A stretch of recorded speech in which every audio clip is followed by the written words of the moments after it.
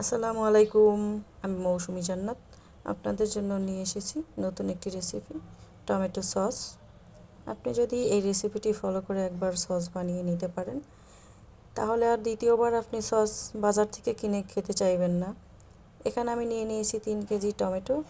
টমেটোগুলো অবশ্যই পাকা, খুব সুন্দর পাকা এবং লাল টুকটুকে হতে হবে। আর লাল টুকটুকে হলে আপনার এক্সট্রা ফুড কালার ইউজ করতে হবে না তখন লাল হওয়ার জন্য। 3 কেজি আমি ওয়াশ করে নিয়েছি। ওয়াশ করে নিয়ে এটাকে রাফ কাট করছি। এখন এটাকে রাফ কাট করে নিতে হবে। রাফ কাট মানে এরকম রাফ কাট করে সিদ্ধ করতে হবে। দেখুন, এভাবে রাফ কাট করে নিতে হবে। এটা এখানে আমি 3 কেজি পুরো রাফ কাট করে নিয়েছি। রাফ কাট করে নেওয়ার পর এটাকে এখন আমি একটু বলে নিয়ে নিয়েছি। চলুন তাহলে দেখি কি কি লাগবে সস বানাতে। এখানে লাগবে তেঁতুল, হাফ পেঁয়াজ নিয়েছি, 5টি কোষ রসুন নিয়ে নিয়েছি, 1 কাপের মতো চিনি লাগবে। আপনি চাইলে কম বেশি চিনি ইউজ করতে পারেন, এটা আপনার মিষ্টির উপরে নির্ভর করে। আমি নিয়ে নিচ্ছি 5টি শুকনো মরিচ। এখানে নিয়ে নিব গরম মশলা গুঁড়া, আপনি চাইলে আস্তাটাও ইউজ করতে পারেন।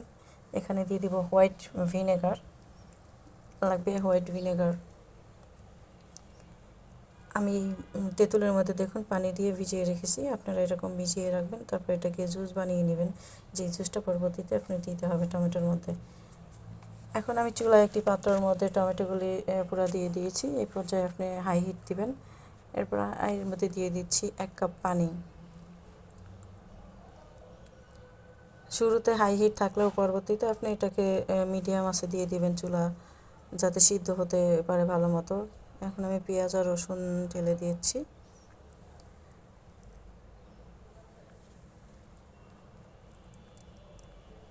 দিয়ে দিচ্ছি শুকনো মরিচ। আপনি চাইলে কম বেশি শুকনো মরিচ ইউজ করতে পারেন, আর গুঁড়ো মরিচও ইউজ করতে পারবেন। আপনি আসলে ঝাল যদি বেশি খেতে চান তাহলে বেশি ঝালের জন্য বেশি মরিচ দিবেন, আর কম খেলে এরকম আমার মতো কম মরিচ দিবেন। আমি আসলে মরিচ কম খাই, ঝাল কম, তাই কম দিয়ে দিয়েছি। দিয়ে দিচ্ছি সামান্য গরম মশলা। আপনি চাইলে আস্তা গরম মশলাও ইউজ করতে পারবেন।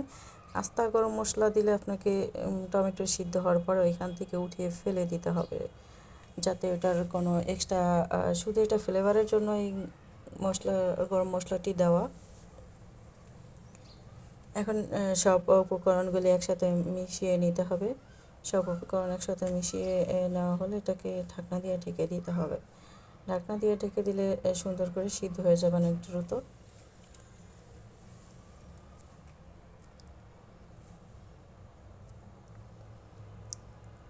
এখন ঢাকনা উঠিয়ে দেখুন একটু নেড়ে চেড়ে নেবেন, যাতে নিচে না লেগে যায়। দেখুন এটা কিন্তু প্রায় সিদ্ধ হয়ে গিয়েছে। এটাকে আমি নামিয়ে নিব। তবে এটা এখন আমি চুলা বন্ধ করে দিয়েছি এই পর্যায়ে। এটা একটু ঠান্ডা হলে এটাকে ব্লেন্ডার করতে হবে, কারণ পুরো গরমটা ব্লেন্ডার করতে সমস্যা হয়। আপনি এখন এটাকে ব্লেন্ডার করার জন্য আমি এটা দিয়ে দিয়েছি, ব্লেন্ডার করতে পারবেন। ব্লেন্ডার করে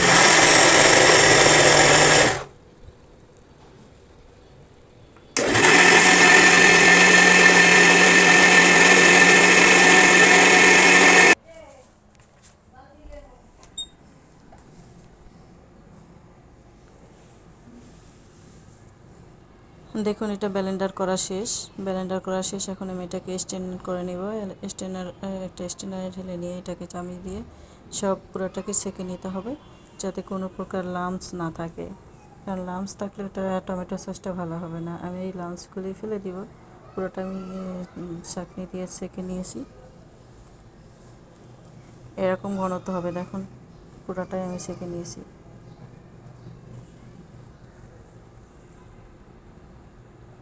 এখন আমি এই টমেটোর পিউরিগুলি চুলায় দিয়ে দিব। চলুন তাহলে দেখা যাক পরবর্তী স্টেপ।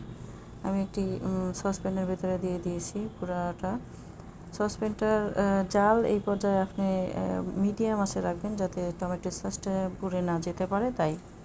আর এটা অনবরত নাড়তে হবে যাতে নিচে না লেগে যায়। টমেটোর সসটা চুলায় দেওয়ার পর একটু বলক ওঠার পরে এটার মধ্যে আমি দিয়ে দিব